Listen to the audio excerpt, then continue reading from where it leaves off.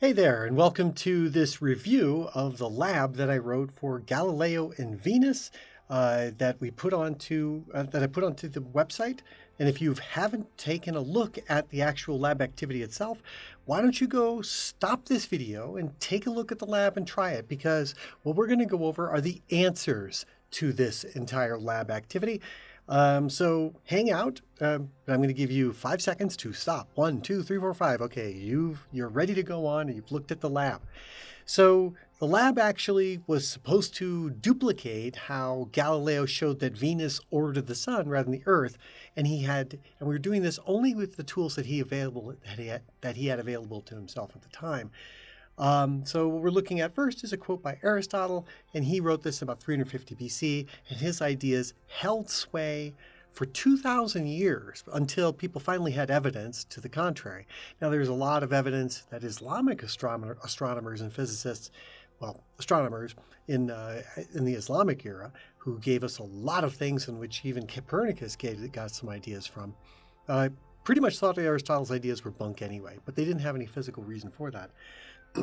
However, what we're looking at here is that Aristotle didn't have any physics, but what he did have, eventually Galileo came along, and he had a clock, a calendar, and he had a small telescope, which was really, really, really important.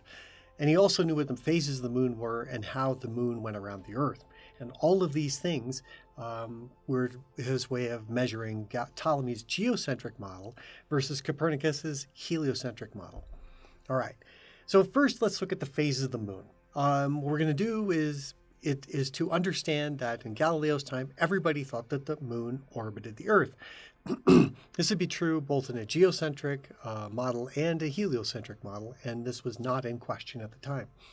So rather than fill in the sketch that I have there, let's just go over what we have. In this series of slides, we have the sunlight coming in from the left, and the appropriate phase is given by the portion that we can see from the illuminated part of the moon. So the moon's always going to be 1/2 illuminated by the sun, but we can only see the part that's facing us, right? So on the side of the yellow line to the left, that's going to be illuminated by the sun, and the blue line will be showing us what we can see. And so since we only see a short little pizza pie of the moon, a very small amount, that's a crescent. And since we are going counterclockwise as seen from above, this is a waxing crescent. Then we have a first quarter moon where we see 1/4 of the moon. It's 1/4 of the way around. We have a gibbous phase where the moon is on the other side of the Earth with respect to the sun, and we see more than half illuminated. Finally, it's full, and it's on the opposite side of the Earth from the sun. Then we go to waning gibbous, which is one where it's again less than half illuminated, but it's still, and every day it's getting less and less illuminated until we get to third quarter, where it's the 3/4 of the way around, and it is 1/4 moon. Finally, we have a waning crescent moon, where we're back to the original, almost back to the original place. And then we have a new moon where the moon is in the same direction as the Earth, and we see none of the illuminated side, and back again to waxing crescent. And those are our various phases that we have. So these are all note the positions. When it's crescent, it's somewhere between the Earth and the sun. And when it's gibbous, the moon is on the other side from the Earth and the sun. And for crescents, the moon is on the same side of the sky as the sun. That's very important to note. From the lab, why is it impossible to see a crescent phase of the moon or in the high in the sky at midnight? That's because when the moon is high in the sky at midnight, it's roughly about 180 degrees away, just like we saw. That means it's either full or it's a gibbous phase, and crescent phases only happen when the moon is approximately in the same direction of the sun as the sky and less than a 90-degree elongation angle. And why is it impossible to see a gibbous phase when it's near the sun? Because, well, the moon would have to be on the far side of the sun for us to see a gibbous phase, but it's never on the far side of the sun. It's always orbiting the Earth. All right, so next we're going to use stellarium to look at the moon. And we're going to enter a data table. So when you do this on stellarium, focus in, zoom in on the moon so it fills about half the screen. And you turn off all these effects so you don't have to worry about it. Make sure you turn on the equatorial mount because that'll make it so it doesn't wag around. And then speed up time. And you'll notice that the phases progress. And the apparent size of the moon gets a little bit bigger, a little bit smaller as it goes back and forth. But you're going to see this getting bigger and smaller if you speed up time.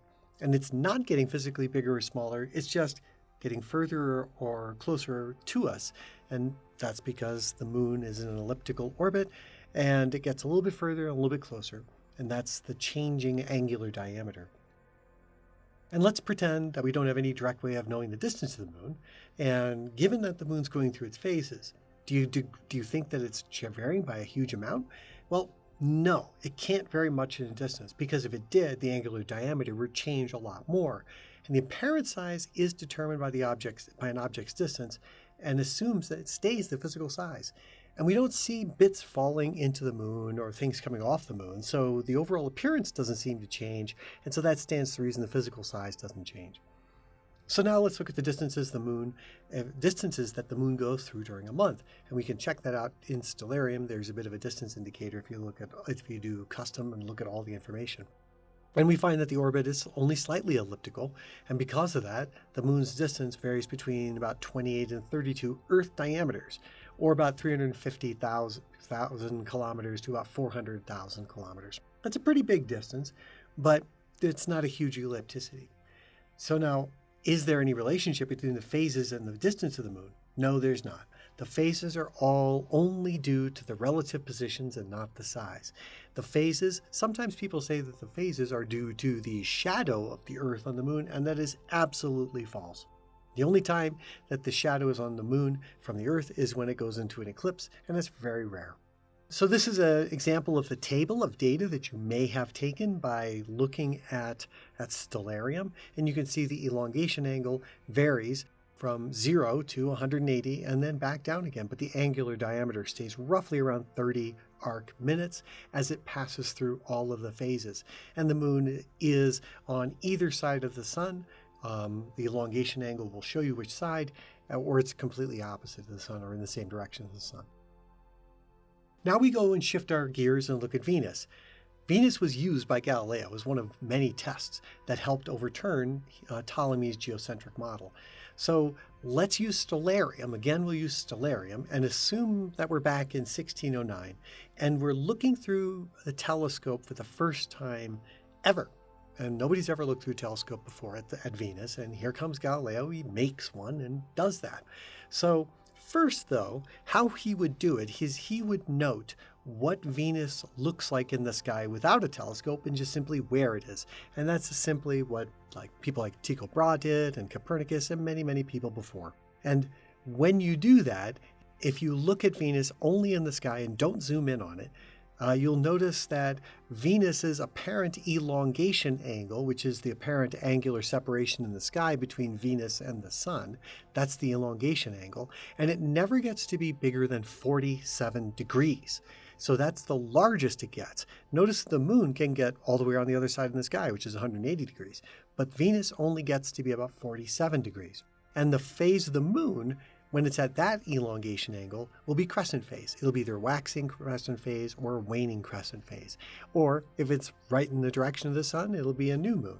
In this case, Venus, in a Ptolemaic model, or just in general, the apparent separations by the elongation angle seems to indicate that it would be only a crescent phase.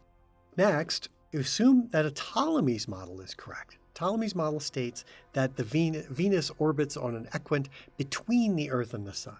And so therefore, if it's between the Earth and the Sun at all times and orbiting that and never gets greater than 47 degrees, it'll always be some crescent phase because of the relative positions that are possible in the sky of the Earth and Sun and Venus. And what are they all? And again, what are the possible phases? They're only crescent and new phases in Ptolemy's model. Still assuming that, could Venus ever get a gibbous phase in Ptolemy's model? No, it's not possible because in order to get a gibbous phase, there's two conditions. Either it has to be on the opposite side of the sky as the Earth is from the sun. So you'd have to be facing away from the sun in order to see it. So it would be moon, Earth, sun in arrangement. It would have to be Venus, Earth, sun, but it never gets that way. Or could be on the far side of the sun. But that wouldn't happen if in Ptolemy's model, because in Ptolemy's model, it's always on a circle, which is centered on a line between the Earth and the sun. So there's no place for it to actually be present for a gibbous phase. Next, what we're going to do is we're going to follow the same thing we did with the moon, but with Venus. We're going to follow Galileo's idea. And he said, wow, let's just look at Venus through a telescope. And in the fall of 1610, this is what he did. He started to study Venus. And so looking through a telescope, he went and did a series of observations. So we're going to pretend that stellarium is our telescope, and we're going to look through it, and we're going to look at the historical dates that Galileo actually used to look at Venus. So I made a quick little video about Venus's phases that might be seen through such a telescope. And we start with a very small angular diameter gibbous phase, and it quickly is growing in angular size to quarter phase, and then it grows to crescent phase, and these are waning crescents, so there'll be a third quarter. So once again, it starts from a waning gibbous phase because the phase is decreasing towards crescent. And so eventually it gets to third quarter phase, and then eventually gets to crescent phase. So it spans from gibbous to quarter to crescent to new phases. It spans the same set of phases as the moon, which is interesting. So in our data table that we could have taken by using stellarium, we see that the elongation angle varies between, say, 25 degrees or 28 degrees and 47 degrees. And while it's varying across these angles, it goes from waning gibbous to last quarter to waning crescent, just like we saw. And the angular diameter increases. And where is Venus? Venus in each of these cases is on the left-hand side of the sun throughout the sky. So we could zoom in and zoom out, and we would see between 1610, August of 1610, and February of 1611, which is when he did his observations, the elongation angle increased and then decreased. The phase of Venus went from gibbous to quarter to crescent, and its angular diameter steadily increased through that time, which is really interesting. So the angular diameter suggested that if Venus isn't changing size, it's getting closer. Now let's compare these two things using the actual models. And we're going to fill in the drawings. So we're going to start with Ptolemy's drawing, and then we're going to do Copernicus's drawing. And we're going to fill in each of these slots. But let's take a quick diversion. Ptolemy's geocentric model. Here's Ptolemy himself. He was a 2nd century mathematician, and he created a model of the sun-centered Earth that held sway until 1610. And we can see what this model looks like, where the Earth is at the center, but the centers for each of the orbits are offset from the Earth, and that's what those red dots are. So the blue dot in the center is the Earth, and the red dots are the centers of each of those orbits. And we see that each of those orbits then has an epicycle on top of that orbit in which the actual planet rides, and that's the explanation for the motion. Now, this is not a physical model. This is just a mathematical model that showed roughly how you can actually predict it. And these do make good predictions. Ptolemy's model was used because it made good predictions, or at least good enough for naked eye observation. And it wasn't that nobody thought that this was reality. That's why they called it mathematics. It was not a reality. This was not physics, this was mathematics.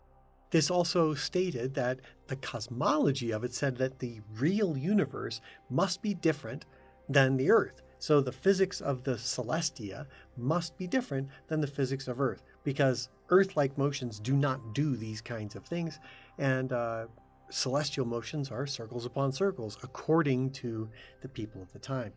Now, Galileo comes along in 1564 when he gets born, and he passed away in 1642. In 1609 and 10 and 11 is when he's really doing a lot of his work and getting himself into a lot of trouble. When he makes his observations through a telescope, he sees these wing-like objects in Saturn, he sees a disk of Jupiter, he sees a disk of Mars, and he sees the phases of Venus. And he made drawings of the phases of Venus and what he drew in a telescope, and this was very important at the time. Now we're going to use Ptolemy's model and try to plot these things. And if we look at this angle, this is the green arrow is an angle away from the sun. So there's a line, that black line is a line between the Earth and the sun, and the elongation angle is the angle between that line and the green arrow. Now, in Ptolemy's model, the sun has to sit somewhere on that circle, which is crazy because there it is. But notice that Galileo looked through a telescope on these dates and saw a gibbous phase. Well, neither of those positions would show a gibbous phase, so there's already a bit of a problem. So we don't know where on this circle it is. But we do know it's getting bigger angularly, and we know it starts small and gets big. So presumably it's at the top of the graph, not the bottom left, not the left-hand side, but the top right. And so as time goes on, well, we could be in either of the places, but because it's getting gradually bigger in the sky, it must have changed it must be going from counterclockwise from around the top at this point. So we can ignore the yellow dot that's on the right that's creeping up. But still, neither shows a gibbous phase, which is what he saw in a telescope. Again, it gets closer on the top and farther in the bottom, so it can't be the one on the bottom. Now we're starting to get to a place where it's getting to its maximum elongation, which is the greatest angle separation from the sun. But at this point in the observational telescope, we're seeing a quarter phase, but this would never be a quarter phase because it would have to be at 90 degrees away in the sky, not 45. And so we still have a problem. And so it stays there for a long time. But we saw it in the telescope, in the stellarium view, it does not. It gets bigger and bigger. And it's getting to be a bigger and bigger and bigger crescent. And now, finally, we're starting to get something that kind of matches, which is on January, we would see I've kind of shaded out the one that wouldn't be the truth. We see the yellow dot is now in a position where you would get a crescent phase and getting larger in the sky. We must assume that it must be going counterclockwise, but that it still can't be the correct explanation simply because the phases are wrong. So here's the phases in Ptolemy's model. We have Venus in various positions, X, Y, and Z. And in X, it should be a crescent. In Y, it should also be a crescent. And Z, it would still be a crescent. None of these phases would show a quarter phase or a gibbous phase. Just like to use the model of the moon that we had, we just block out what we can and cannot see. The far side we cannot see, but we see what's illuminated, and there is a crescent phase at X. And we see for Y, that's also a crescent phase, and Z is also a crescent phase. So there's no non-crescent phases in Ptolemy's model. So how do we decide which of the two intercepts we were going to use in Ptolemy's model? There's no way to do it because the progression of the phases was wrong. What phases we saw was wrong. And at least we could determine the direction. It has to be counterclockwise because it's getting bigger, but the phases are wrong, so it can't be correct. So now let's plot it on a Copernican model and see what we can do better. I originally start with the little blue. The outer ring is the Earth's orbit, and the inner ring is Venus's orbit. And we are again using the same elongation angle. We got to use a protractor between these two lines, a line between the Earth and the Sun, and the Earth and Venus. And somewhere on this will be where we choose Venus to be. Now, the first thing would be a gibbous phase. So on August 24th, we would see a gibbous phase. So that's going to be the leftmost one, or the far dot. So Venus must be on that far dot. So we're going to continue with that concept and say, okay, where is the intersection from our field of view to Venus's orbit around the sun, given an elongation angle? And if we go to September 7th, it's still a gibbous phase, so it must be there. And on the 22nd, 21st, it must be there because otherwise it would be a crescent. You can see two intersections again for October 5. And again, we should see a gibbous phase, and we do at that time. The other one would give us a crescent, and we keep going around and around and around and around. And you'll notice that the Earth is not going faster than Venus. In fact, Venus is catching up to the Earth. And eventually, we get to the place where we're getting crescent phases. And that is exactly what we see as time progresses. As Venus catches up to the Earth, it's now in the same direction of the sky as the sun, and so we have a crescent phase. It's also closer, so therefore it should be angularly larger in the sky. And so we finish off with these with just the locations in the sky and where the Earth is in the sky, and we can definitively see that that Venus must be doing this counterclockwise orbit with the Earth. And it is easier, and it is explained by the Copernican model. Now it's circles, so we still have some mistakes because Copernicus thought everything was circles too. And we'll take until Kepler came along, which is roughly at the same time, for people to say, oh yeah, we're using ellipses and not circles, but at least there's a heliocentric evidence that says the sun is at the center of this motion. So next, we can look at, we compare the two world orders. Yes, this was a lot easier to do. Could we plot, how do we choose them? The intercepts gave two choices, and one intercept was at a distance that put it closer, and one further than this, and one further. And especially in the early measurements, we could say, oh, this one's a gibbous phase, and that one would be a crescent phase, so we could choose the far one. And so as we moved along, the planet's not going to jump back and forth. That's going to make big jumps all around. It's going to make a smooth transition around its orbit, just like the Earth. And so we can make the guess, which is a good guess, that these things are traveling on orbits.